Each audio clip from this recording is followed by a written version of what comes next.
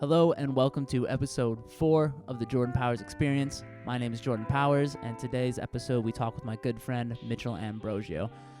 Mitchell Ambrosio is maybe better known as DJ Brosio around town. He's a local DJ. He is a general manager over at B&A, my favorite bar in town, and he is also the host of the Monarch Sports podcast, where they discuss F1, European football, and plenty of other things. So in today's episode, we discussed him being a DJ and coming back to kind of the scene here locally after the pandemic. And we also get into the Euros, which have been going on. This episode was filmed, I think like 2 weeks ago almost. And I unfortunately was planning on releasing it before the quarterfinals and the semifinals of the Euros started. I just didn't get around to it. And as we all know now, or if you don't know, the Euros final is this Sunday, which is July 11th, and between England and Italy. So our conversation's a little bit outdated about the Euros at the time that this is being posted, but I think you'll still find some value in it. It was entertaining, it was fun, we cracked a bunch of jokes, so I hope you still tune in. I'm actually going to FaceTime him in here, available, and get his prediction on the final and see what he thinks to make this a little bit more relevant. Let's see if it picks up.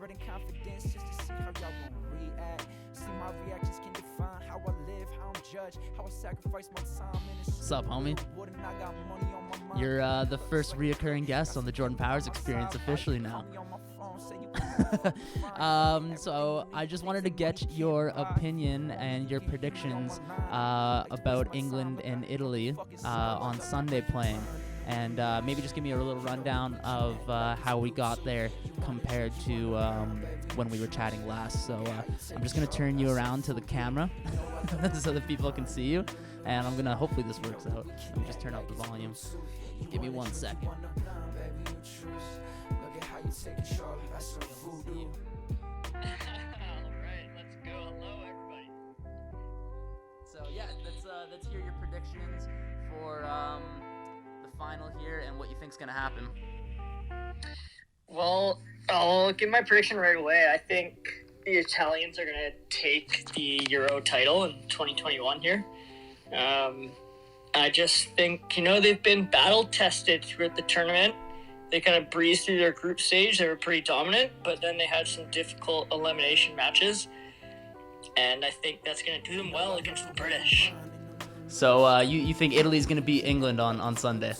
I do. I think Italy will beat England. I don't think it's going to be by multiple goals. It'll probably only be by a goal or so. Both teams have been pretty stellar defensively.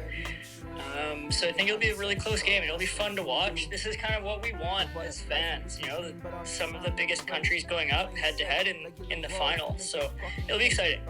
Totally, man. Do you have a score prediction that you want to put out there? Yeah, let's do 2-1. I'm going to go 2-1. Italy scores first. England ties it up in the second half, maybe 70th minute. And I think, who's it going to be? Insigne? Yeah, I think Insigne is gonna score the Euro winning goal. And the Italians are going to go into a frenzy. Does this 2-1, does it end in the normal 90 minutes, or does it go to extra time? I think it does end in 90 minutes. I think we've had enough of extra time this tournament. Just get it over with. I don't have time to watch all these extra times, man. Yeah, I gotta go fucking work, man. Exactly.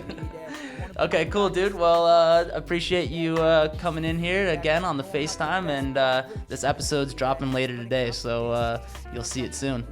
Okay, I can't wait. This was super fun. Can't wait to do it again. Hells yeah, brother. All right, catch you on the flip. Peace. All right, you heard it here first. Brosio's calling 2-1 for Italy. So let's just hear a quick word from our sponsors. We're going to start with Open Cannabis. Open Cannabis is a family-owned, privately run craft cannabis producer located here in Kelowna, BC. In their facility, they are determined to produce the best bud in their state-of-the-art RotoGrow rotational growing system, as well as providing you with full-spectrum CO2 extracted oils. All growing is done hydroponically indoors to create a clean and professional growing environment. Oakham has been growing high-quality, high-THC cannabis for almost 2 years now, and honestly, I'm super stoked about them. They're not fully on the market yet, so make sure that you keep an eye out for their 2 products, Smoke 'em and Discover. Our second sponsor is Garnish Barware. Garnish Barware's tools are proudly designed and engraved in Kelowna, BC, and trusted behind some of Canada's busiest cocktail bars. If you've seen previous episodes, you've seen the flask that my man Griffin custom engraved for me. So whether you're working behind a bar or you want to make some dope cocktails at home, make sure you go to garnishbarware.com, check them out, order your kit, get after this summer. So without further ado, enjoy my conversation with my man DJ Brosio. Doesn't matter which team these guys are on, as long as they're Portuguese, I will always have a soft spot. You'll always support them no matter what. All right, buddy, I think we're going here. So 3, 2, 1. DJ Brosio! Hey. Let's go. What's going on, dude? Oh, dude, just happy to be here. Nice, man. Thank you. I wore my special glasses today because I feel like whenever you're in the presence of a DJ, you got to go a little bit extra, you know? It's a good look. Yeah, thank you. I appreciate it. You know, lots of people are wearing like fucking glow sticks and stuff when they're out, but you got to be unique. Yeah, it's bright in here, so I can wear glasses. Of course. Yeah, man. How's it going? Oh, I'm doing good. I'm doing really good. It's nice coming into a summer that is feeling more and more normal by the day. Yeah, man. Well, let's get straight into it. Like, who are you, man? You're a DJ, you're a bartender, you're a businessman, you're a man of many talents. Yeah. So it's kind of funny. My life just kind of, I've always been a huge fan of like doing what I enjoy doing since a pretty young age, and just kind of did the whole university route, and I didn't feel it. So it's just like time to regroup, and DJing kind of fell into my lap. I started doing weddings, and I just kind of took off with that, and then got into the bar scene and events around town and music festivals and whatnot, and got involved with a cool bunch of creatives, which includes you and my 2 brothers.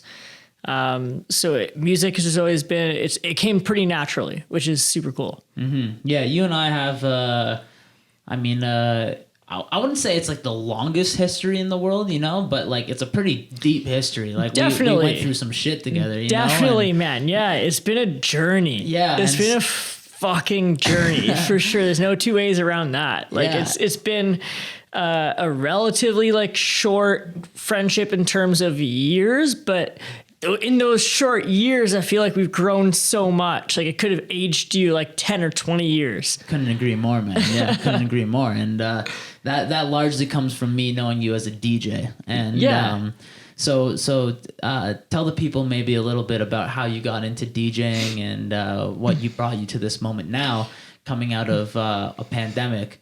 And we both, I think, agree that shit's about to pop off this summer. Yeah, absolutely. It's shaping up to be a big one, and I'm excited. But I kind of, like I just said, I sort of got into DJing doing weddings, and I had never picked up DJ hardware or even played with software in my life. How old were you when that happened? I would have been like 23 or 24, I think, something like that. So still kind of figuring my life out. And I was like, what's a passion? And I was like super into music, and I always enjoyed doing playlists. And that summer, I was like the DJ for like my cousin's wedding, just like running the iPod behind a desk. And I felt like the shit, you know, because it was popping off. It was a fun wedding. Yeah, you crushed it.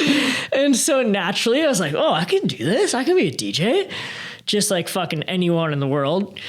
And I applied for this wedding job and was with a wedding company, and they thought I had a great interview, and next thing you know, I'm doing 20 weddings that first summer, and then just kind of ran with it from there. It went really well, and it went really smoothly, and I applied myself, and I worked hard, and it all comes naturally when you love it, you know? So you booked 20 weddings in your first summer? Yeah, so holy fuck. It was a big summer, and it was with a company which was super helpful to my progression as a musician and a DJ. And I learned a lot that first summer. You know, the first wedding I ever did was literally like, I want to call myself like an iPod DJ still, except I had DJ hardware. I was pressing play and pause and fading in and out, and that's the extent of it. But, you know, people were dancing, and it was a good time. You got to learn somehow, and that's like, I would tell anybody who's interested to just go out and buy your own shit and just like do it. Yeah. Because it could be, you can do anything. You know, I think that's the one. I'm just gonna take this off. I'm getting ahead.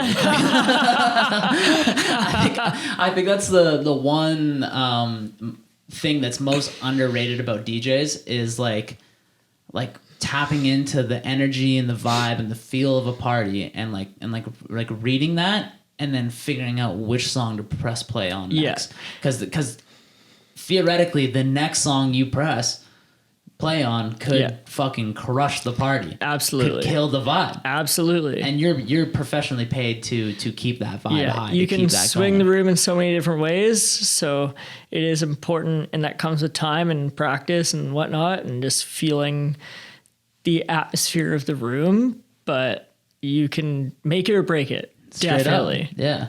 Do you feel like that is a natural thing that someone has, or can it be taught? I think it can be taught in a way, but I feel like most of it is natural. I feel like you have to have that knack for music and that the basic understanding of people. You need that like a base knowledge level of how people are wired, especially like in a busy bar or club or restaurant or something like that.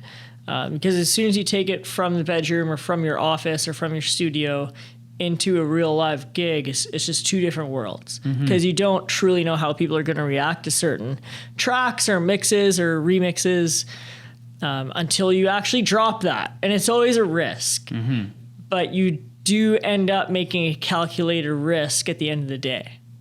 And so you hit those 20 weddings, and then at what point did you turn from what you called like an iPod DJ to like, you know, I'm viewing this as an art and a craft, and I'm going to master this? I think it was like right in the middle or end of that first summer when I was booking those 20 weddings, and I was like, I love it. I was decided then and there, like after my first wedding, I was like, I'm going to do this, and this is going to be a blast, because this was like, I'd never had that feeling before at a job. You know, so I was like, this is like a career. I can make this a thing. It's a wild job. I can make this my own company. I can make this my own thing. So let's go for it. Let's go full steam ahead. You know, it doesn't matter what gets in the way. I'm doing it. And I find with DJing, like in the Okanagan, there's a lot of musicians and artists and stuff like that. But something about the wedding scene here in town, like, definitely facilitates a DJ scene a little bit more. Plus, obviously, all the venues and bars and stuff around town. But do you feel like the Okanagan is a place where a DJ can come and have a successful career and make a living? I think it is. And DJing is not always what people think, because a lot of people think DJs, they think like, oh, Daft Punk or Calvin Harris or Steve Aoki or, you know, Scratch Bastard is like a really good turntablist in Toronto. Or like there's DJ Jazzy Jeff. Like there's so many amazing DJs and producers out there in the world that are mainstream and that are on those like huge hits. But there's so many other thousands and thousands of successful DJs that just do it locally or do it regionally or nationally. So yeah, I think the Okanagan is growing, and it's great that it is growing, because you're going to have more of a club scene, you're going to have more of a bar scene and music scene as that all grows together, because hospitality and music are so interconnected.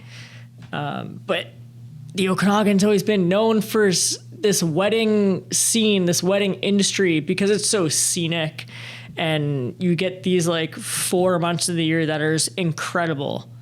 So there's so many wineries and so many different resorts and hotels that are first class in the world venues to host weddings. So in that sense, like DJs automatically who come up through the Okanagan have an advantage with that wedding industry.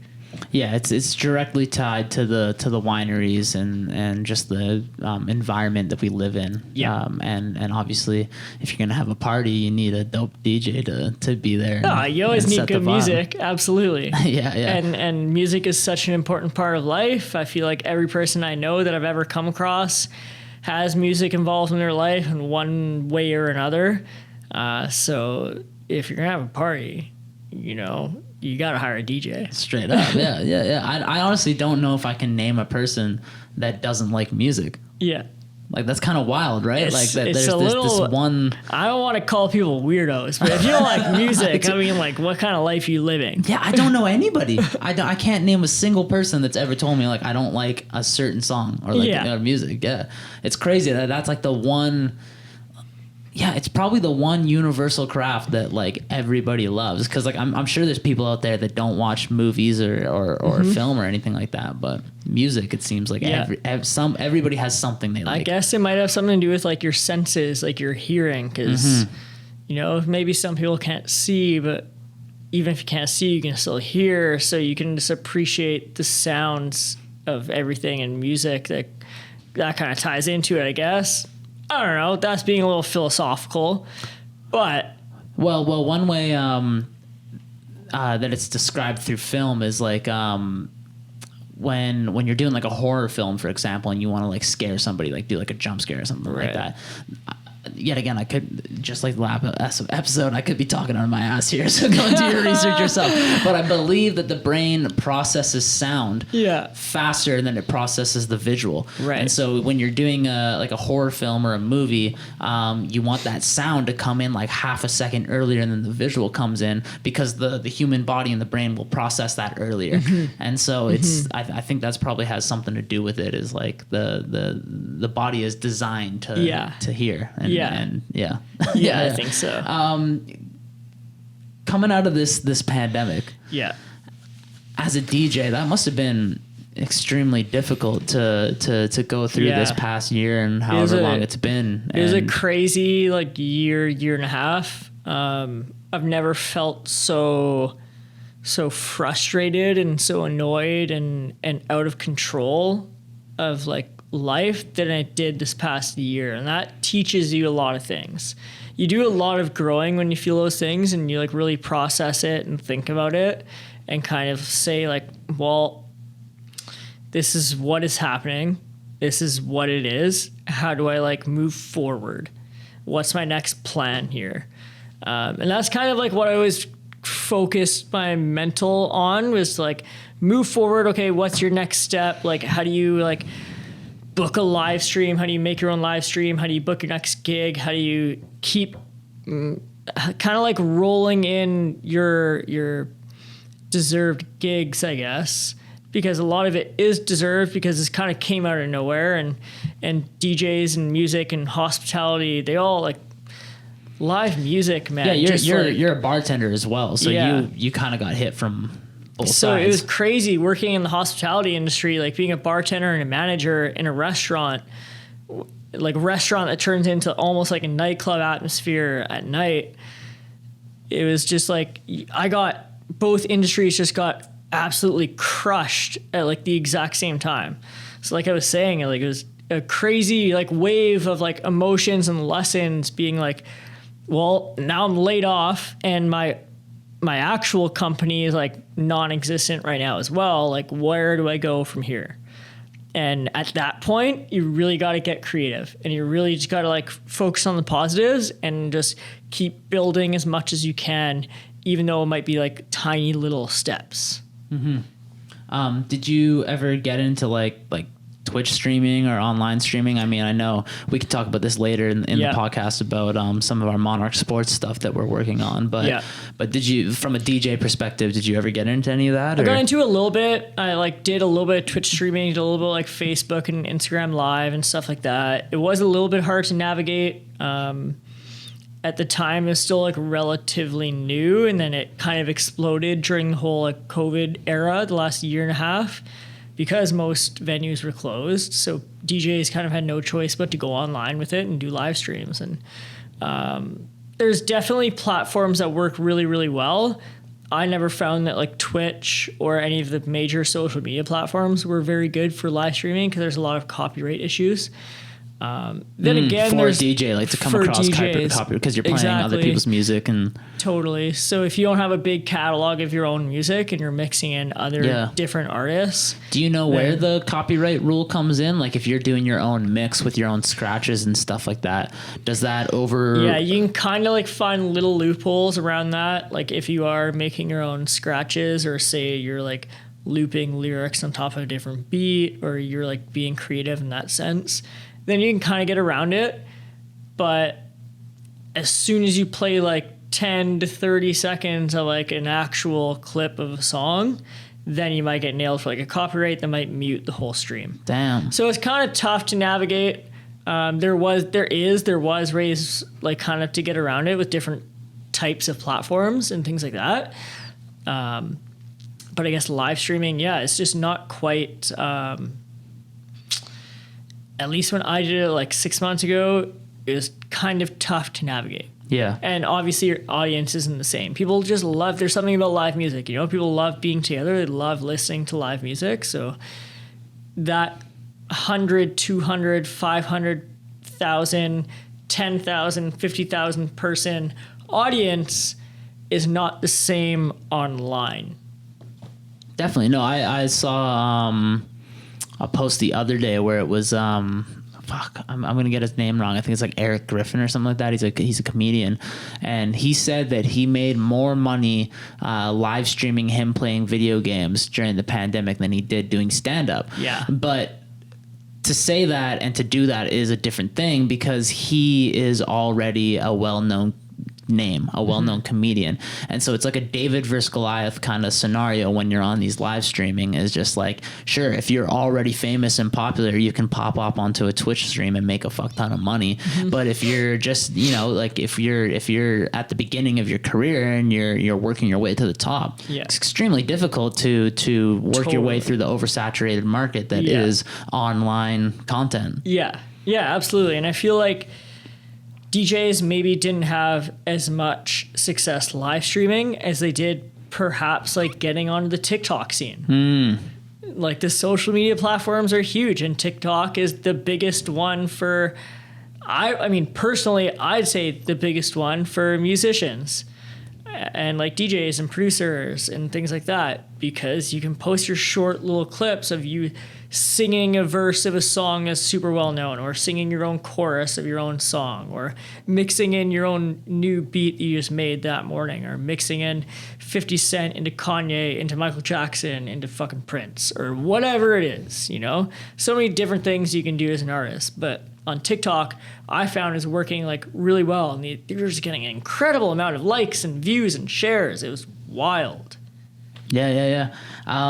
So coming out of this pandemic and going through that difficult kind of experience of having to like pivot your business, and just at the end of the day, just like kind of hope for the best, right? Like there was no foreseeable future for the hospitality industry or the entertainment industry from a live music perspective. Now that things are looking like they're opening up and they're going to start having shows again and whatnot, what's your kind of perspective on all that, and how perspective is a lot more fucking hopeful. There's a little bit more positivity nowadays.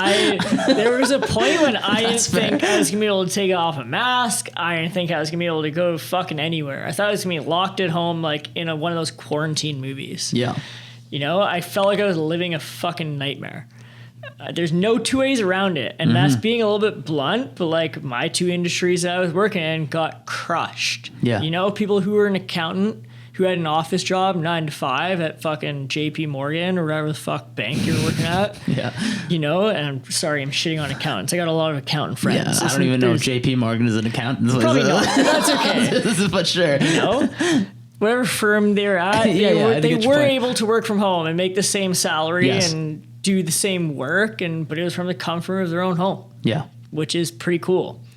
And there's no like, I'm not saying fuck you to those people, but at the same time, like it is tough to see that while you're just like sitting at home, just racking your brain trying to figure out your next move. Yeah, you're providing a perspective from someone whose industries were heavily affected by this past year. And so I mean, all industries were affected, but I think everybody can agree that the hospitality industry and the live entertainment industry have been heavily affected. Totally, and I would say it was pretty unfair. Like I would like, if you want to say there shouldn't be 400 or 500 people inside a venue, then okay, like maybe I can get behind that if we're doing the whole like social distancing thing or whatever you want to call it. But to shut businesses down completely when like all the stats never even pointed to like hospitality being the source of like outbreaks and things like that,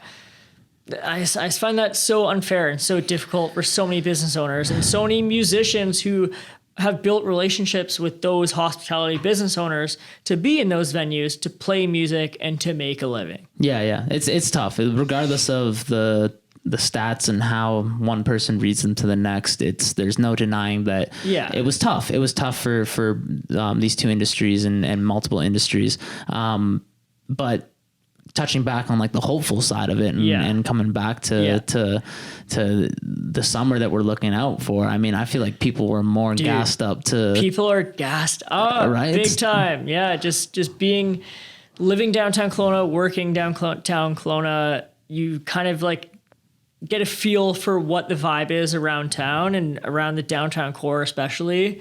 And it's been really, really positive. People are out more. You see more people late at night. People are just in a better mood generally. Like they can see the light at the end of the tunnel. I feel like we all can. And it's shaping up to be a really, really good second half of the summer here. Mm-hmm.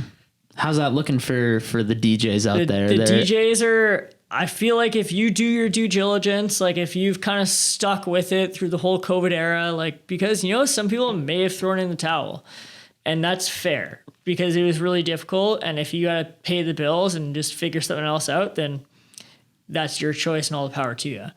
But like myself and I know other DJs have just stayed like relevant and worked hard and practiced their mixes and found new music, and that's one benefit to come out of the whole COVID thing. Like if there's one positive to take out of it is that we've got a lot of new music.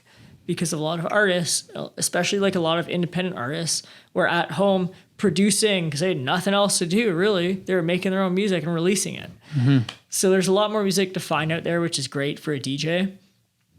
And like I know I have inquiries coming in daily, which is amazing. Like that hasn't happened in like a year and a half, maybe 2 years, having like weekly or daily inquiries for DJ gigs through the summer here. So I'm super fired up.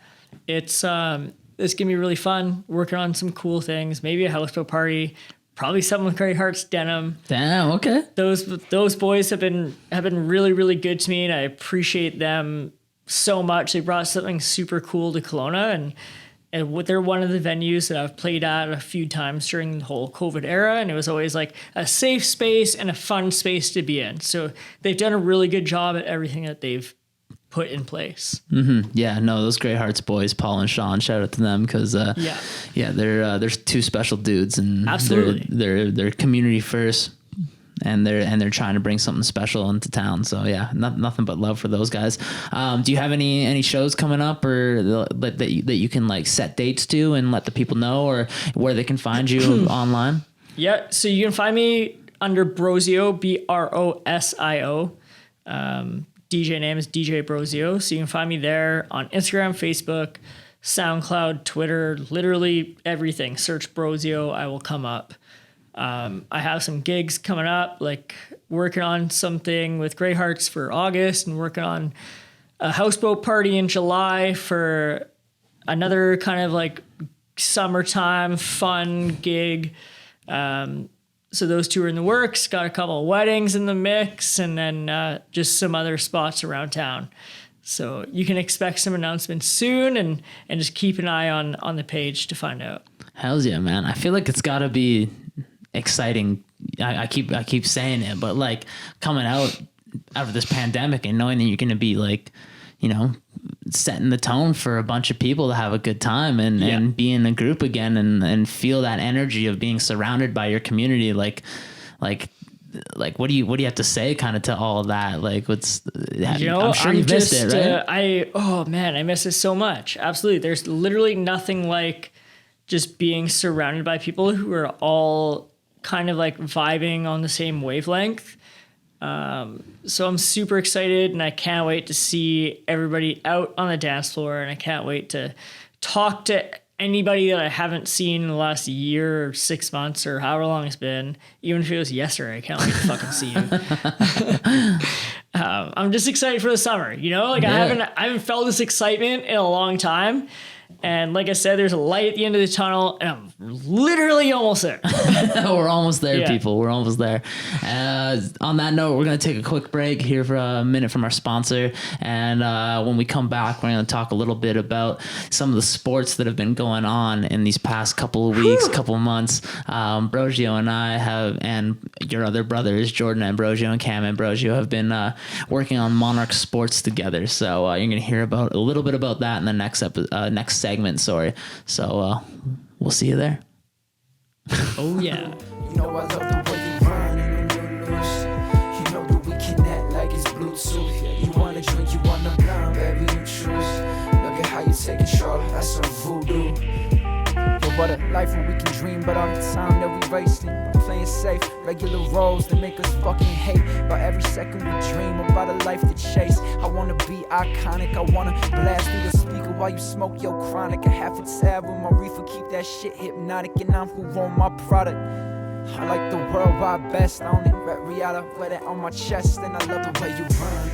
Yeah, man, everybody's heard that shit exactly. Like over and over again. Yeah. Oh, isn't this hip hop group called Rare Breed? Yeah, I know, man. I know. Yeah, we've heard you talk about it. Yeah, well, it was cool, okay? So fuck off.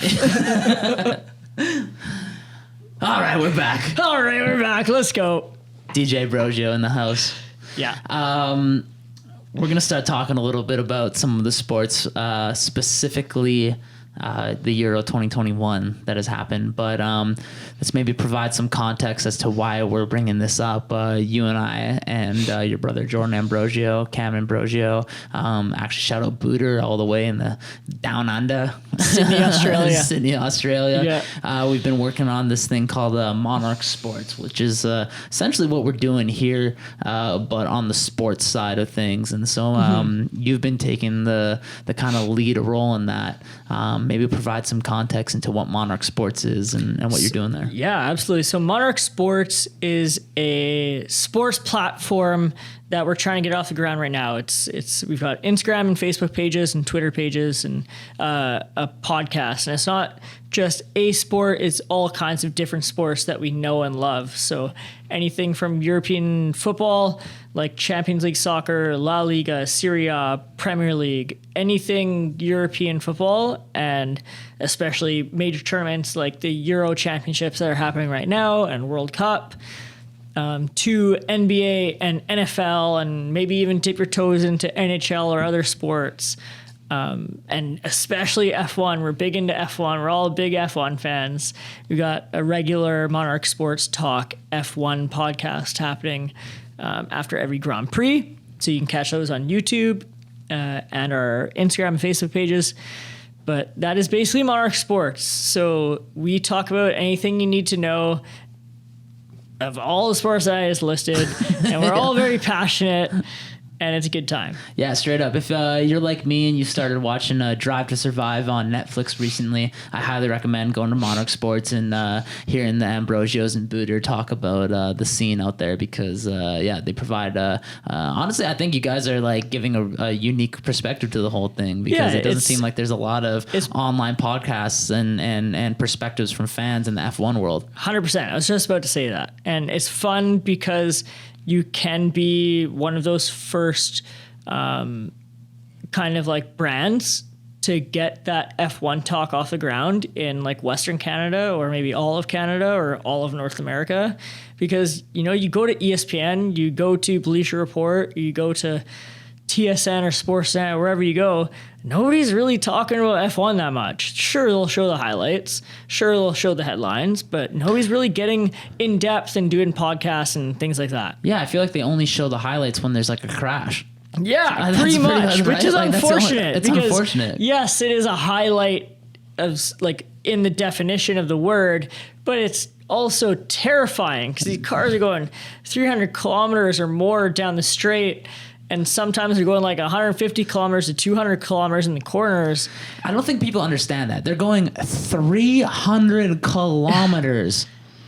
And they crash, they flip, and they turn on fire. And the technology nowadays is so crazy that a lot of people survive these like horrifying crashes. There's of course some terrible moments where somebody loses their lives or gets a horrible injury, but it doesn't happen nearly as much as what it used to. And totally. And back in the day, you know, F1, like my dad has watched F1 for as long as I can remember, and he said major injuries and deaths in the sport were like a semi-regular occurrence, unfortunately, because they were going close to the speeds that they do now, and the technology wasn't nearly as safe. So yeah, the sport has grown a lot, and yes, it's way safer. They've got all this amazing technology to protect drivers and to get the most out of their vehicles, but it is also, I want to say it's got to be like the most dangerous sport you can do for a living, or it's got to be up there in the top 3 or something, you know? Yeah, I don't know how many sports you can expect to lose your life in if that's the thing, because it's like wrong. it's split second decisions, and there's so many variables that go into a race and into these decisions they have to make on the track. Who do you got as the top team this season so far? Top team so far this 2021 season is Red Bull. They're leading the championship. Max Verstappen is their golden boy driver. He's their number one driver, and he's on top of the drivers' championship as well. So they've got first place in both of the championships, and they're looking really good. But Mercedes is right behind them. You know, Lewis Hamilton is not less a step. He's right behind them. Mercedes has dominated for the last decade with him in the car. You know, it's not just the company. Like Lewis Hamilton's an incredible driver. He's one of the best ever. And so now it's very cool to see Max Verstappen competing with him, because it's kind of that younger driver now battling the kind of like the guy who's exiting his prime, now still in his prime, but he's an older driver, and they're just going neck and neck. I think that's another thing people don't realize often about F1 as well, is that like Lewis Hamilton is one of the most talented, skillful drivers to have ever gone on the track, and same with Max Verstappen. But the engineering that goes into the cars plays such a huge part. Like, even though there's rules and regulations that all the cars have to meet and to give it a somewhat of a fair playing ground, there's certain engineering and technology that is better than the other, and they embrace that. Like, that's part of the sport. 100%. And that's the thing, it is part of the sport. It's just like I guess it's like European football in a sense, because there isn't like a salary cap that every single team is on like a level playing field. You know, like Manchester United and Liverpool and Manchester City and Bayern Munich and Real Madrid and Barcelona and all these top teams in the world have a bigger budget than the teams that are lower in their own respective leagues. And Liverpool operates on a lower budget than all those, and still does just as well. Whatever. Shout out, Liverpool, you'll never walk alone, baby. So, like, of course, Mercedes, AMG, and Red Bull and Ferrari, they all have these big budgets because they're all huge manufacturers and huge companies. And compared to, say, like a Haas, which is like an American-owned team, and like a Williams now, even though Williams has historically been really successful, now they are at the bottom of the grid. They don't have a huge budget. So now they just don't have that competitive car. And of course, winning allows you to have a higher budget than if you're losing, and that plays a big part in it. And so do you think Red Bull goes all the way and pulls it off this season? Man, I think this is Max Verstappen's year. I think it's Red Bull's year. It's going to be close till the end. Like, I don't think it's going to be a cakewalk for Verstappen to just win the next handful of races. You know, like, I think it's still going to be a really difficult season for him and for Red Bull. But I think they have a really, really good car, and he's arguably the best driver on the grid. So yeah, I think they're gonna take it. Yeah, personally, I'm rooting for Red Bull. I'm a big fan of Lewis Hamilton and stuff, but I always appreciate somebody new that comes up and totally. dethrones It makes the sport old more king, exciting, right? So we meant to do this at the beginning, but let's cheers to fucking Red Bull winning. Hopefully, I'm gonna probably put like 20 bucks on them and see if I make some cash. Shout out BNA Purple Rain. You're the second guest to request this beer specifically, and the other two guests came on in the morning when we were drinking coffee. So it reminds me of being on a beach. It reminds you of being on the beach. Yeah, dude, this is a very good summer beer. So shout out BNA, Purple Rain. You guys are doing something right over there. Let's get into some soccer, some Euro, some football. This is it. This is what I've been waiting for. To provide some context to the audience, I love your perspective on football because just man to man, I feel like you are one of the most biased Portuguese fans in the world. And fair enough, man. That's your fucking love. That's your blood. Yeah. But that's not to say that you don't have a very level-headed approach to everything else as well. But you obviously bleed Portugal. So definitely. So the fact that the Euros are on, Portugal's doing well. Cristiano might be in his last Euro and World Cup possibly. It's a big year for you. So I actually, unfortunately, I'm a giant soccer fan. I'm a big Liverpool fan. I literally have "You'll Never Walk Alone" tattooed onto my body as of recently. But I haven't watched a single Euro yet, a single game. Just too busy. Just too busy. Just all too over busy the making place. things happen. So we're gonna see if we can pull some highlights and go through it, and if Brosio can kind of provide me some knowledge on the tournament so far, and any of the knowledge, listeners some out there insight, some lessons. Yeah. So where do you want to start? I'll let you kind of take the reins here. I feel like we don't need to beat around the bush. There was one group in this tournament that everybody was looking forward to, including myself, and I was scared shitless. You know, it's Group F. It was the group of death. You've got France, Germany, Portugal, and Hungary all drawn into the same group. And this has got to be, in my lifetime, the hardest group that any team could have possibly been drawn into. You have 3 of the top 10 nations in the world drawn into the same group with Hungary, who isn't a slouch by any means. So it was a wide open group from the beginning, and it kind of played out that way through the whole group stage, which is pretty cool. What was the first game that was in Group F? First games were Portugal, Hungary, Germany, France. Germany, France. So Germany, France played each other right at the beginning. First match day. This 1-0 game here for France. Okay.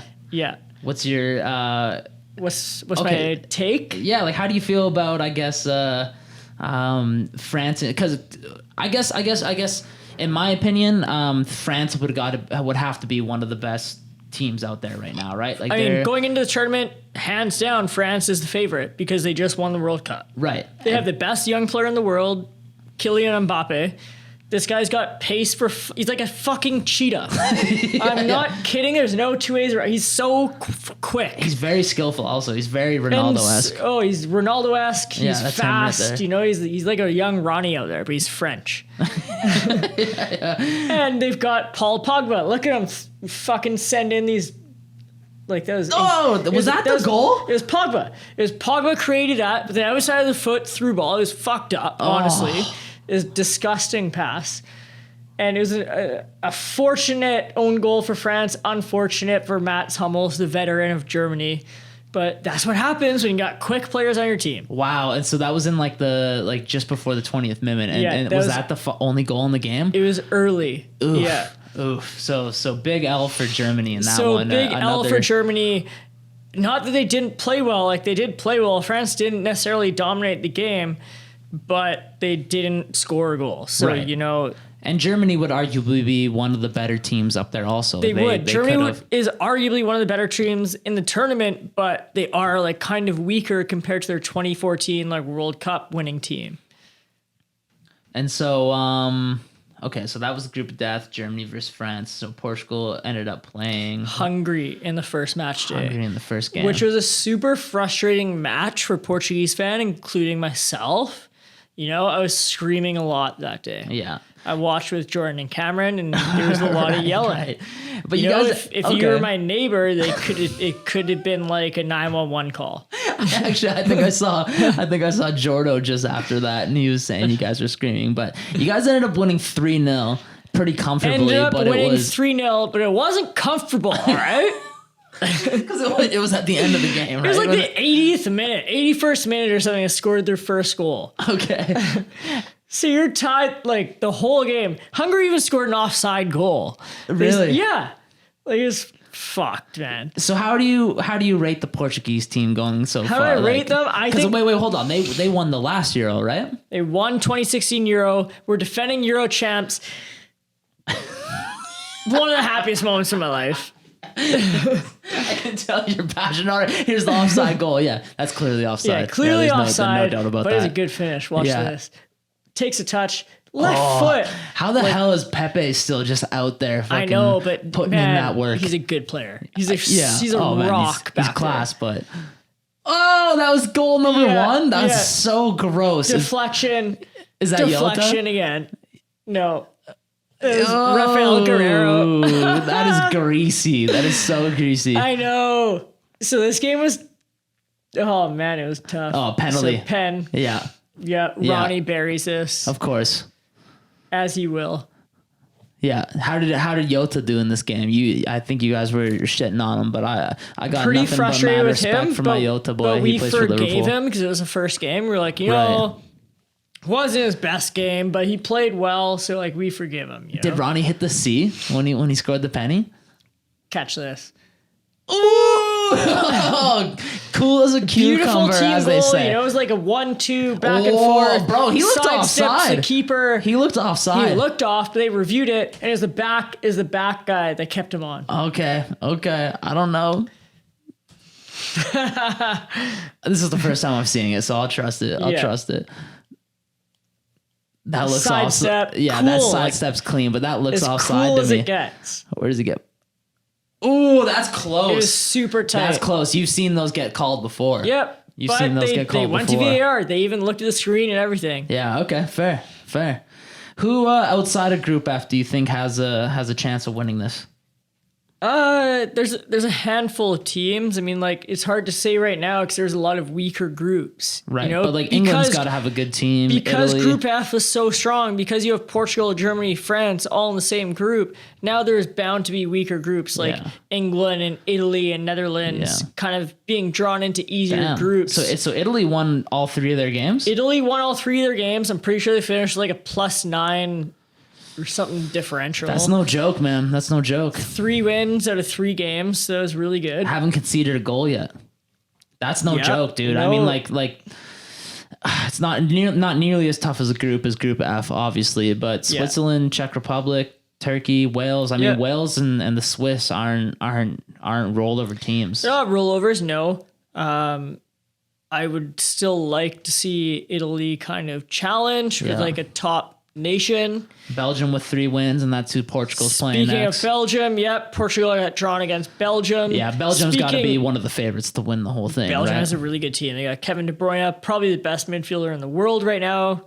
Lukaku, who plays in Serie A with Yeah. Inter, he's been unbelievable. Which one of these games is worth throwing some highlights on? I want to see some Belgium stuff, like Russia 3-0, Denmark. Did you watch any of these? Or Probably Belgium-Denmark is a better game. okay. Yeah. And speaking of Speaking Denmark, of Denmark, oh man, I feel for these guys. It was dude, like, their best player collapsing on the field. wow. And it was like it was so scary. Yeah. You know, like Were you watching it? I watched it live. I watched it all happen. It was like a morning, it was like a 9 a.m. game. So I just kind of like had breakfast and kind of done my morning routine. I turned on the game and it was like pretty early in the first half or sort of halfway through the first half. And he just literally collapsed. Christian Eriksen, so if anybody doesn't know, he plays for Tottenham Hotspur, one of the top Inter Milan now. Inter Milan, yeah, you're right. He played for Tottenham Hotspur for the longest time. Now plays in Serie A for Inter Milan. A really, really good player. Hands down the best Danish player maybe they've ever had. Yeah, absolutely. And he's collapsed kind of out of nowhere, and they started doing CPR on the field. They brought out a defibrillator. The first panel shock brought him back, and they transported him to the hospital in stable condition.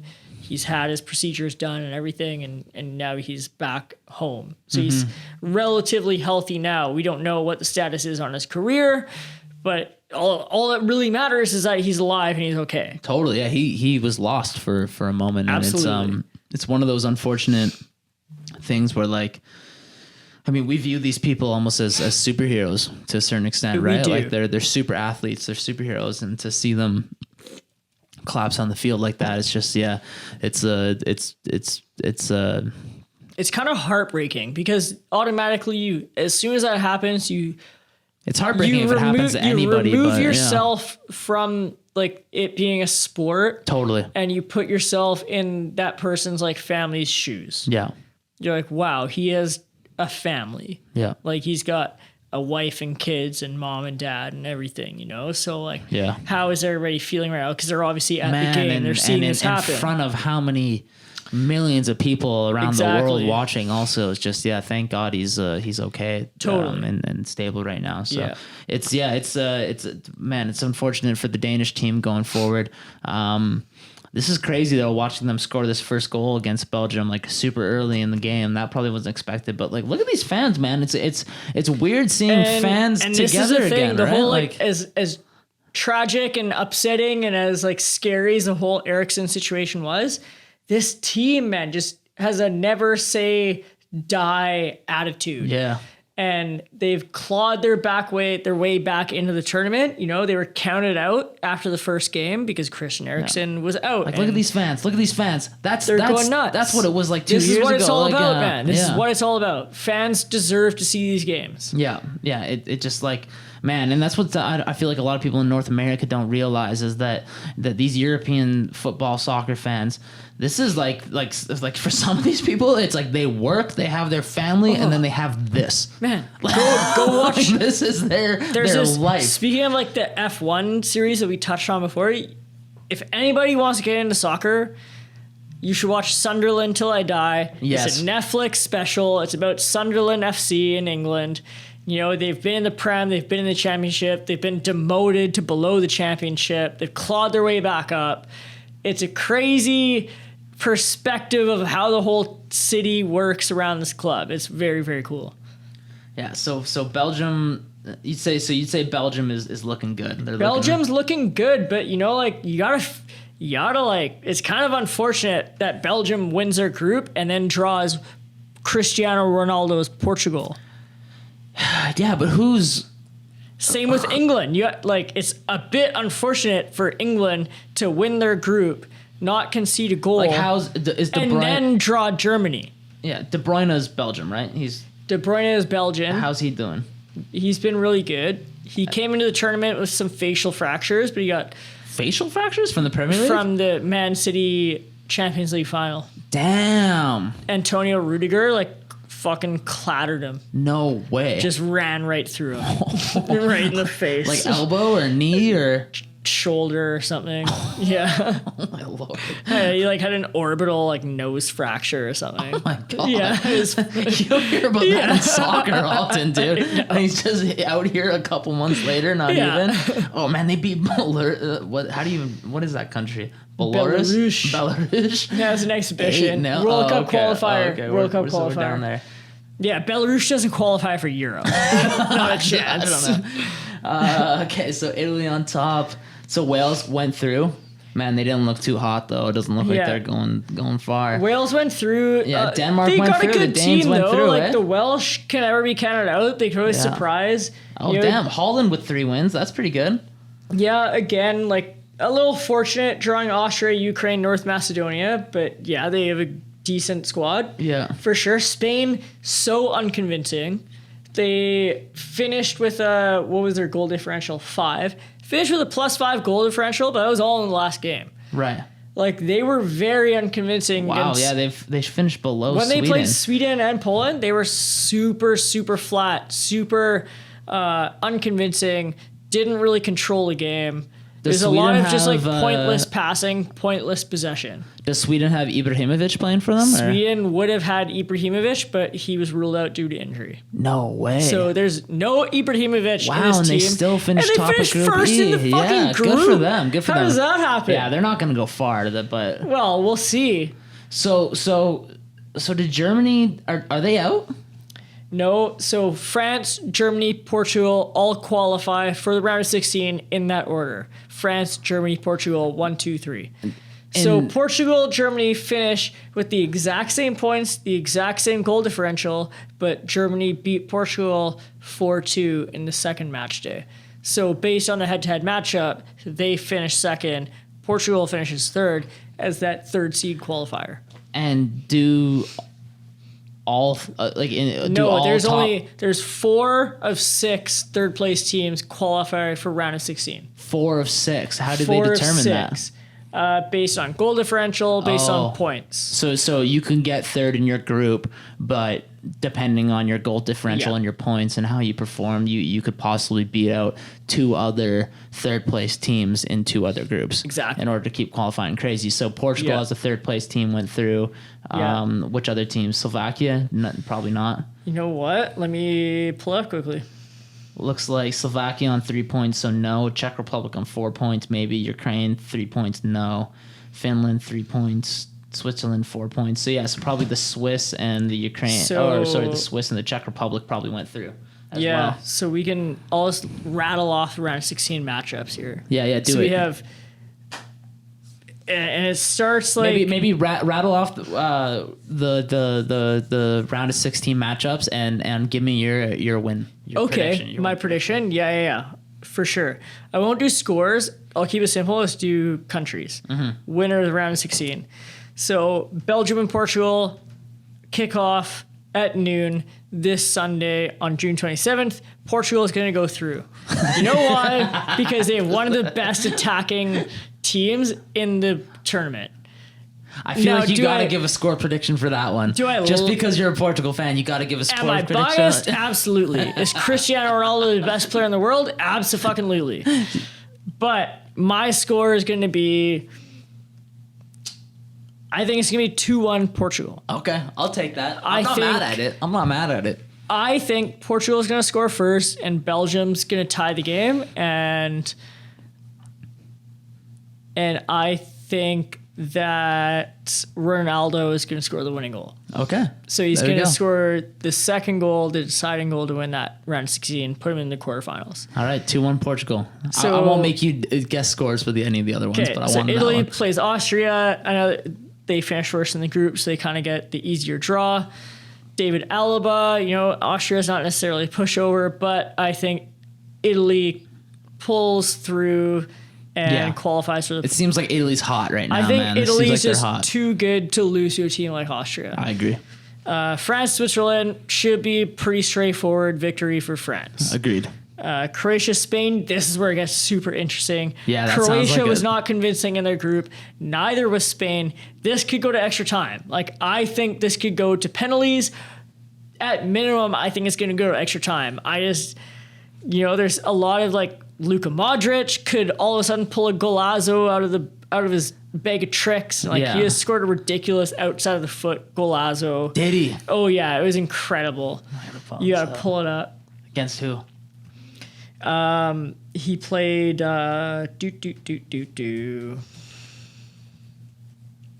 Scotland? Yeah, it was Scotland. Yeah, it came up first then. Yeah. Oh, we're not giving these people sponsors. I have 1 million views on YouTube on one UFO video that's at the very end of multiple other videos. I remember that video. That's a good one. I'm not giving anybody free sponsorship, bro. Who do you think you are? This goal was incredible. Was it the first one or? I don't think it was. Oh, they're giving me all the highlights. Okay, keep listening off your. Okay, so Italy's going to go through against Austria. France is going to go through against Switzerland. I think Spain's going to make an early exit because I think Croatia, I think they have enough good players. Luka Modric, Perisic, like Kovacic. I think they're all going to do well, and I think they're going to go through against Spain. Sweden's going to be Ukraine. Here it is. Look at this. Oh, was that through the legs of the Scottish player also? Disgusting. That's nuts. That's nuts. Just goes out to him at the top of the box. Boom. Oh. First touch, right foot outside of the boot. For those of you that don't know, outside of the boot like that and to see it curve that way, that is extremely hard to do. It's so technical. You have to get it so right. Oh, to have the power on it like that also. Yeah, look at him. He knows. Yeah, look at this guy. Look at this guy. He's like, freedom! Yeah, Marshall is pissed. Oh, no. Yeah. Oh, no, that is so funny. I love to see glasses like that. I appreciate it. But against Scotland, it kind of hurts a little bit. Half Scottish. Man, I know. I got a little bit of Scottish in me, and my boy Andy Robertson is on that team. Yeah. Yeah, that hurts. Absolutely. But, nah, man, nothing but respect for Luka. The way Croatia played in the group stage, I'm not convinced, but neither am I with Spain. So I think they'll go through against Spain. The next matchup, we have Sweden and Ukraine. So two teams that were maybe not necessarily expected to qualify for the round of 16, especially Ibrahimovic missing the tournament for Sweden. I don't know who on Sweden who are their top players. Dude, I think they've got Hoiberg, whatever his name is, plays for the Spurs. That's not great. That's not who you. That's not like LeBron James of fucking soccer by any means. Yeah, exactly. Forsberg, he's a good player. Classic Swedish name. It's a little. Yeah. A little. Anyways, we'll move on. I think Sweden's going through. Okay. Over who again? Over Ukraine. The Ukraine. Yeah. That's pretty fair. I mean, I think the Ukraine's not like they got anybody. Then you have England, Germany kicking off. That's interesting. In another crazy matchup. So the two big like round of 16 matchups are Portugal, Belgium, and England, Germany. Yeah. How's England been doing? England was undefeated. They didn't lose a game in the group stage. It was a win, draw, win. Do they have any games or any goals of note that they drew against Scotland? That's I not wouldn't so say hot. Any really nice goals. None of the games were truly dominant. In classic England form, they scraped a 1-0 win, a 0-0, and a 1-0 win. Exactly. Which, I mean, there's nothing wrong with that. It's just not. It's like Khabib in UFC. Dude, it's just so beating the shit out of somebody, maybe dominating the game. And watching this England team, not the most entertaining. Watching this England team could be so fun because there's so many good players. But it just doesn't seem that they click. In classic England fashion. It always seems like a managerial thing to me. Even the fact that I know that Alexander, I mean, maybe I'm being a bit biased here as a Liverpool fan, but Trent Alexander-Arnold has got to be one of, if not the most promising right backs in all of football right now. I'd agree. And to even have the question of if he was going to make the Euro squad or not was insane from the manager. Who's the manager again? Southgate.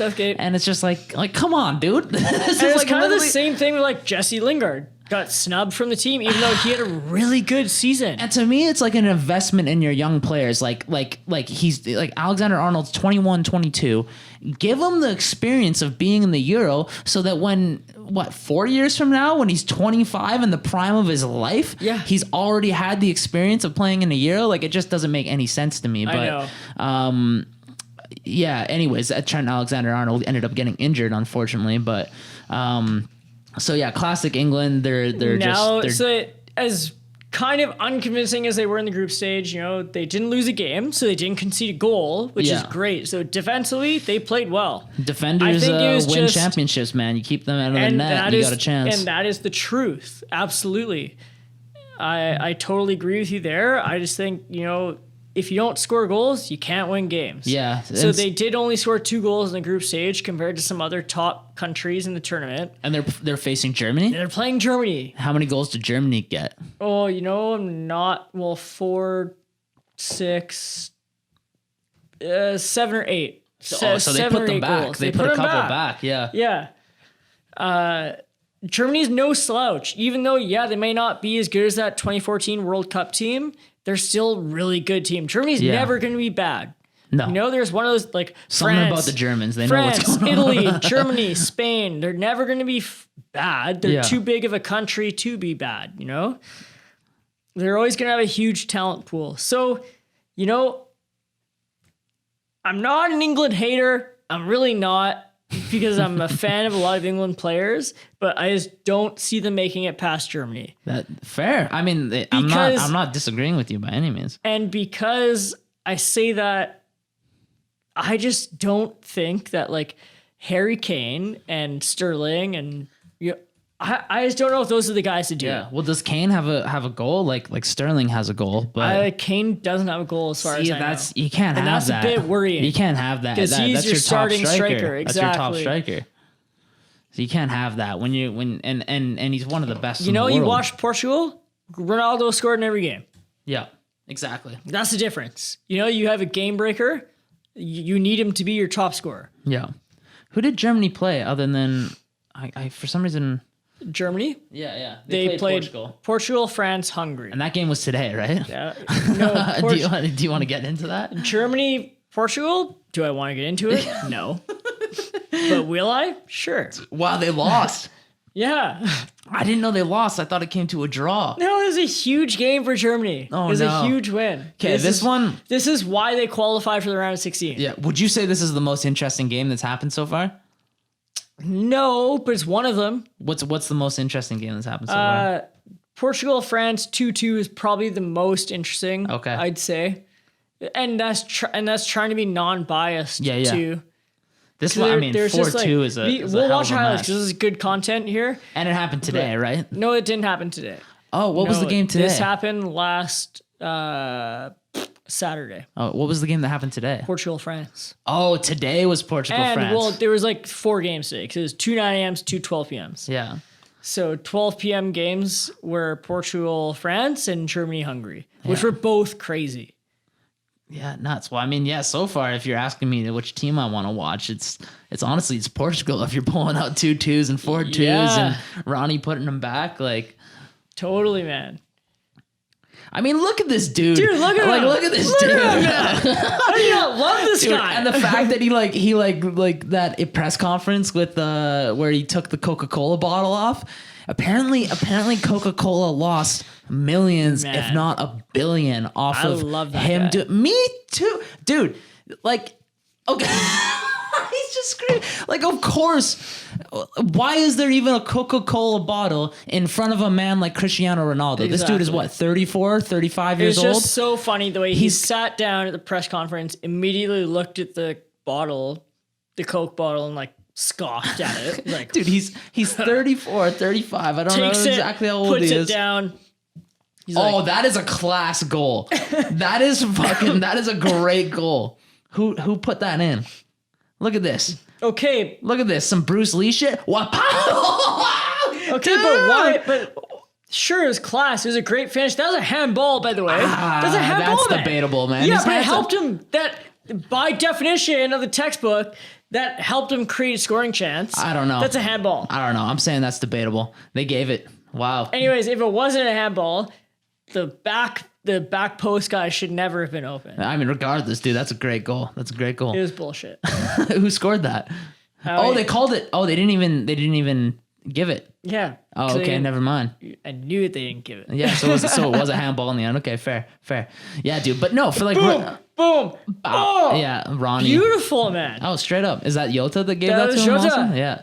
Bernardo Silva with an incredible through ball, a little Hilarious. chip off the chest, squares it off, first touch. Dude, Oh! yeah. Yota's honestly, he is class. He is was class. Like, I know class. that It you was guys are like a class. little upset with them, Yeah, but do I yell at the TV? Am I screaming fuck Jota? Yeah, absolutely. yeah, I was explaining this. I think this is my perspective on it earlier, but like he's in a team that Own goal. there's a culture where your strikers take their chances. Like Salah and Mane are fighting for who is going to be the best striker, and there's enough evidence to suggest that Salah's like he takes his chances. When he can pass or shoot, he's going to shoot constantly because he wants that golden boot and he wants to be the best. And I think Jota being like a journeyman to these two, he probably has that same mindset. Like he's taking all of his chances no matter what you give him. I guess he's just not used to... I mean, when you got Ronnie across from you... Those 2 own goals, by the way. For Portugal? Yeah. Ooh. Yeah, that's not fun. Patricio here with a huge fucking save. Man, this keeper is incredible. Yeah. Okay, I want to go back a second, though, just to talk about Ronnie, because like he's what, 34, 35, 36? He's 36. 30. Is he really? 37 in February. No. Yes. No. Yes. You don't need to look this up. I'm going to just for my sake. He is 36 years old, born on February 5th, 1985, and I'm pretty sure they tested him and like I don't know if it was like looking at the like cells. A 21-year-old. Yeah, I think they were looking at his cells and essentially he has the body of a 25-year-old because of how well he takes care of himself. It's absolutely incredible. And so he was in front.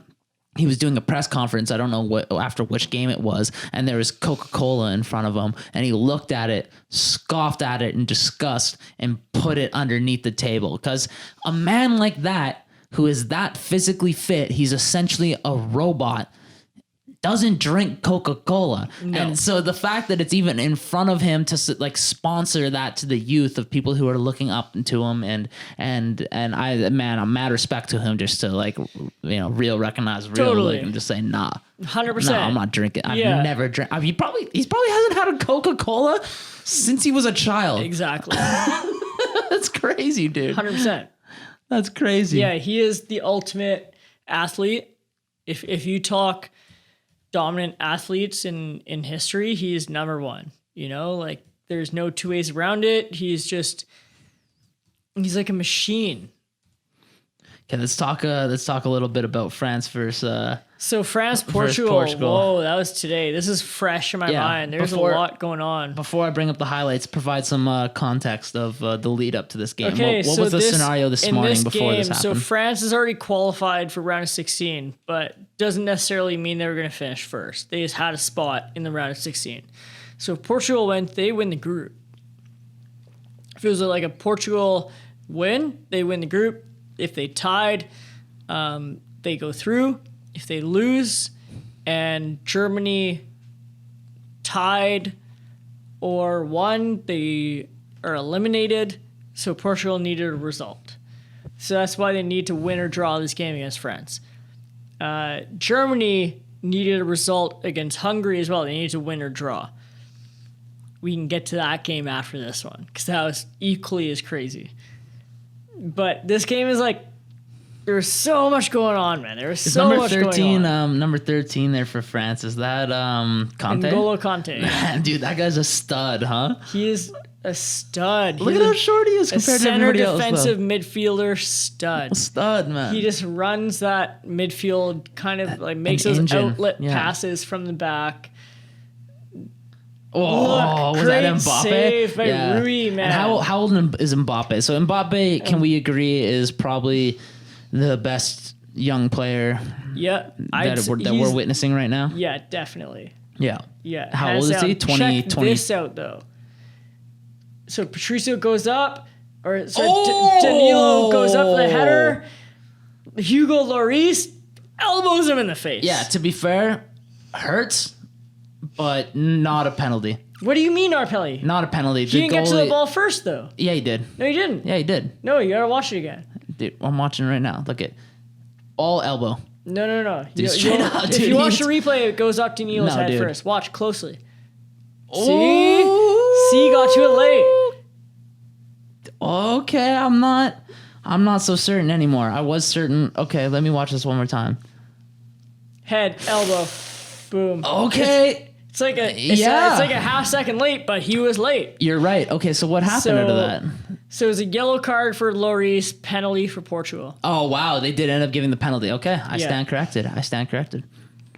And Ronnie, look at it like an assassin. Yeah, doesn't bing. Yeah, no dude. eye contact, nothing. Yeah, and we were talking about this earlier. Everybody calls him Penaldo. Sure, he scores a lot of penalties. Yeah. But to have the cojones, dude, to step up in front of I'll millions of people. I'll tell you what, like, you can call him Penaldo all you want, but you still gotta bury these fucking penalties. Yeah. Because not everyone does. No. Like, not even Messi, you know, like we're not even gonna get into the Ronaldo Messi argument. I'm not here for that.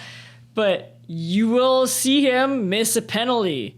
And he has in big games, and you rarely, if ever, see that from Ronaldo. Even from a personal perspective, when I was playing like semi-competitive soccer as a high school student, I didn't want to take penalties. I was nervous as fuck, dude. There was no shot. There was no shot I was stepping up to take a penalty that would decide a game. It's nerve-wracking in the most minimal of because you're stages. expected to score. You You're could play expected to score. house soccer in like elementary school in Kelowna and step up to take the penalty, and your heart is like beating out of your fucking chest. Straight up, yeah. Okay, I think we both agreed. So this is to make it 1-1. Yeah, this is crazy to me. This is so crazy. I agree. It's a ball above his head, it's going out of bounds. Mbappe runs into him, and they call a penalty. Yeah, I agree. Well, it's not even that Mbappe runs to him. There's definitely contact. There's just not. There's not enough contact. It's just so soft. There's not enough contact to. What? This is why people make fun of soccer. Man, this exactly. This is why people make fun of this sport because. And the most frustrating part is that, like, okay, maybe the referee's unsure, so he calls a penalty and he wants to go to VAR and watch the replay. But then he doesn't even use the tools to go to the screen and watch. Well, it's this difficult thing now with the rules where it has to be obvious it needs to be an obvious mistake on the referee's part in order to overturn it. That is such a subjective term of knowledge in the rule book, like an obvious mistake. Like what do you mean? Like we look at this scenario and we go, okay, the referee saw contact and he's fell. We look at the replay and we realize that there wasn't enough contact, but in the moment, was it obvious the referee knew that? No, so keep it a penalty. It's just it's a terrible way that the rule is written. It's a terrible way of organizing and you look at this. the timestamp there, like, look, 44-49. Like, that's in the 45th minute. That's such a crucial point in the game. Yeah, and it shouldn't be, was it obvious that the ref made a mistake? It should be, did the ref make a mistake or not? Yes or no? Like this is the thing, is that they go to the absolute limits to protect these referees at all costs. And it's like it's not necessary. It's like you made a mistake, fair. Yet again, just like we were saying that Ronaldo is in front of millions of people and he has to take this penalty that he's expected to score and how big of a deal that is. Same with the referees. You're performing in front of millions of people all around the world. You're going to make a mistake every now and again just based off the rules. So just accept that you made this mistake, look at the replay, and move on. But I don't know what the decision-making was in this scenario. It doesn't seem like enough contact to be a penalty, in my opinion. It was pretty much like really against the run of play. You know, Portugal is playing a really, really good half. And it's a nothing ball. Exactly. Mbappe's not getting to this. And that's most of the point. Not getting to this. Exactly. Nobody's getting to that. It was only the keeper. Straight up. Yeah, terrible. And so obviously, though, they look at VAR, they give a penalty, I guess. And who steps up to take it? Benzema. Honestly, an underrated player. You kind of like they probably won't show it in the replay here, but Pepe goes up to Rui Patricio. He says he's going left. Oh, really? He tells him. And then because they trained together for years. Yeah. And then Patricio went the other way. Yeah. Look at Griezmann. What a sexy man. Man, fuck Griezmann. The guy doesn't do anything ever. I was just talking about his hair and his look and everything, bro. This is a class goal. It looked offside, but they ruled it not. And it was just class all around. At that point, Portugal was kind of conceding possession. I didn't see it. I want to go back. Oh, this is tough. This is tough to tell. So Benzema scores that pen, and then going into the second half here. I mean, you trying to tell me Griezmann doesn't have that Legolas look about him, that fucking Orlando Bloom that shit? Guy, man. He's probably not even French. I bet he's good with a bow and arrow, though. Hard to tell if that's the offside. Exactly, it is hard to tell. And it was inches. So I'm not.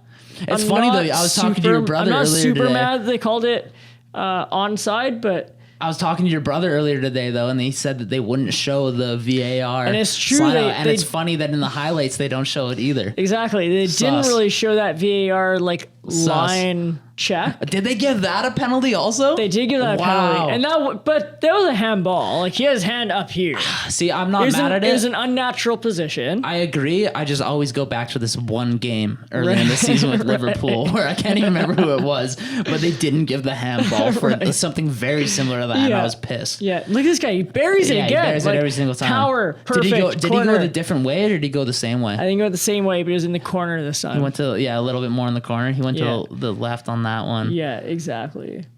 Where did he go on the first one? Oh, there we go. Yeah, he went more left. It was middle left. Yeah, middle left. Wasn't the best penalty. Like, if Laurie's supposed to dive the other way, it could have been saved. The power is ridiculous. That's the thing. It is power. It's always power and placement with that guy. Yeah. Crazy. So it's 2-1 at this point? So that was 1-0, then it was 1-1, then it was 2-1 with the Benzema goal, and then it was 2-2 at the second Ronaldo penalty.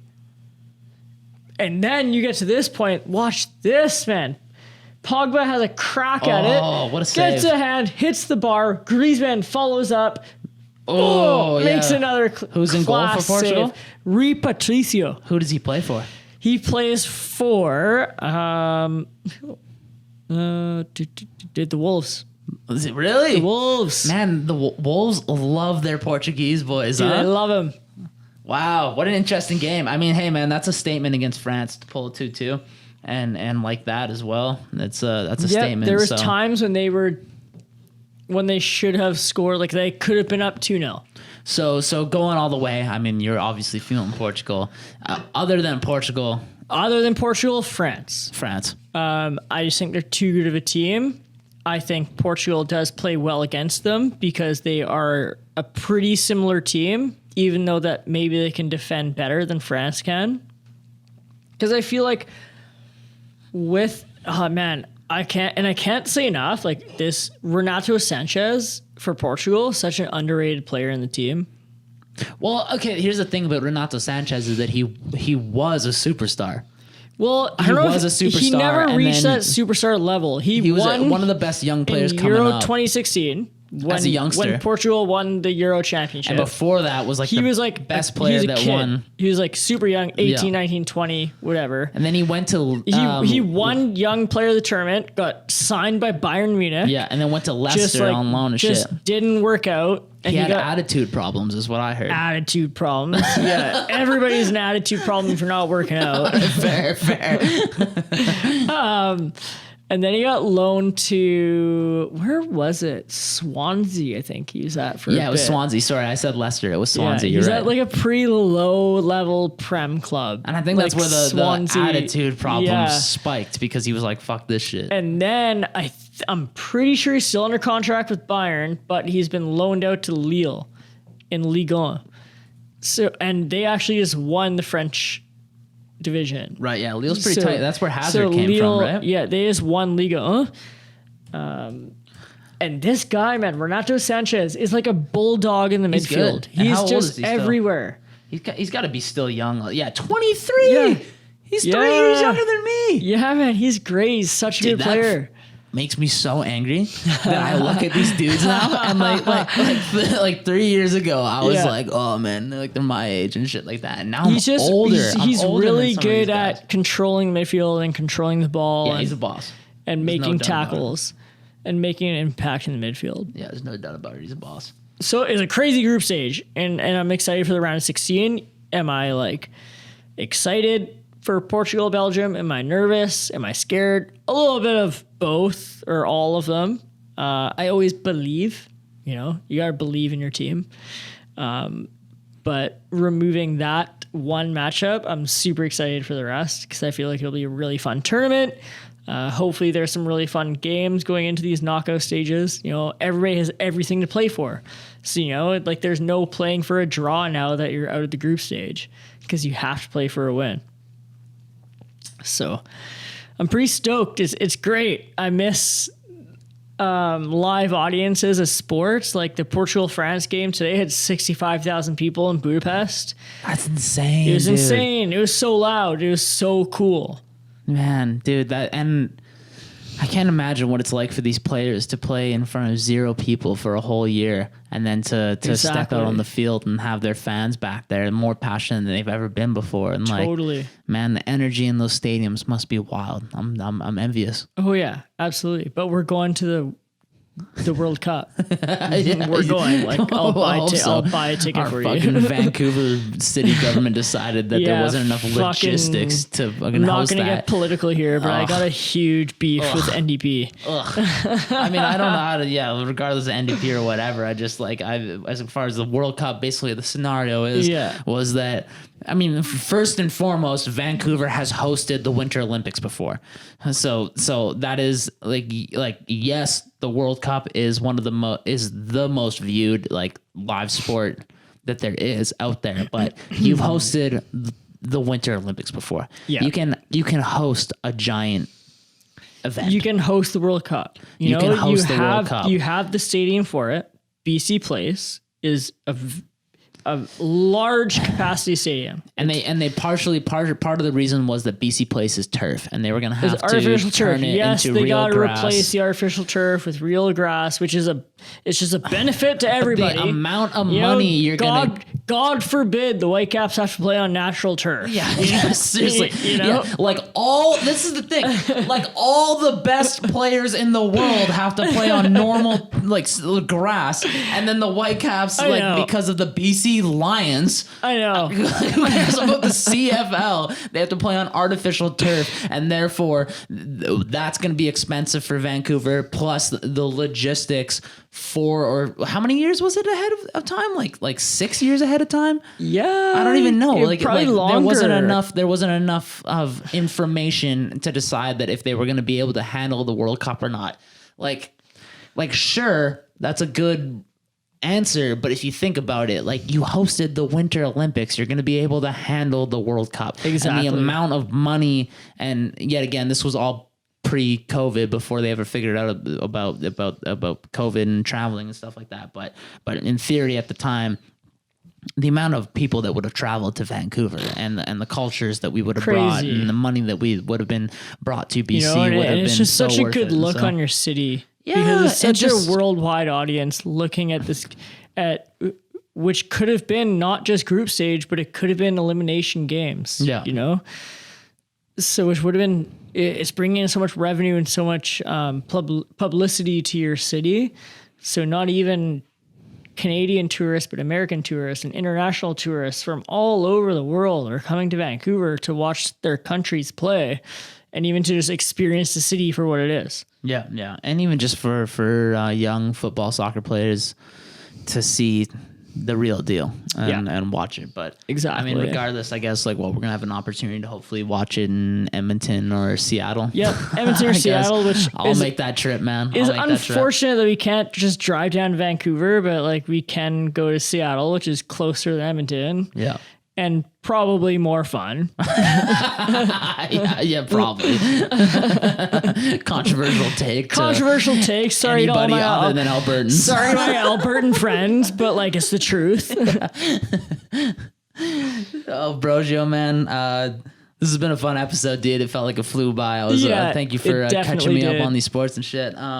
Tell the people about any of your shows or anything that you want them to know about coming up, whether it be the Euros, Monarch Sports, or DJ Brosio spinning, or even just B&A Docs and Skinny Tubes being open again, man. So yeah, I'll give a shout out to a little bit of everything. You can find me at B&A full time. I'm the manager there at B&A, and I'm working 5 days a week while I'm working on my DJ business, Ambrosio Music and Entertainment. I go by the name Brosio. So you can find me at my next houseboat party in July. That date will be dropping soon. Same with the Grey Hearts party in August. That'll be dropping soon as well. You can catch me on Monarch Sports podcast. Make sure you follow us on Monarch Sports. Just look up the name on Instagram, Facebook, Twitter. You'll find us right away. We talk F1, soccer, NFL, NBA, everything. If you ever are curious about anything, shoot us a message. We'll get you on a podcast for sure. We also promote lots of different local sports like Okanagan FC and FC Tigres. FC Tigres are a brand new Division 1 Kelowna Men's League team. So we're just getting off the ground here, but it's been a good start to the season. So follow us at FC Tigres Football as well.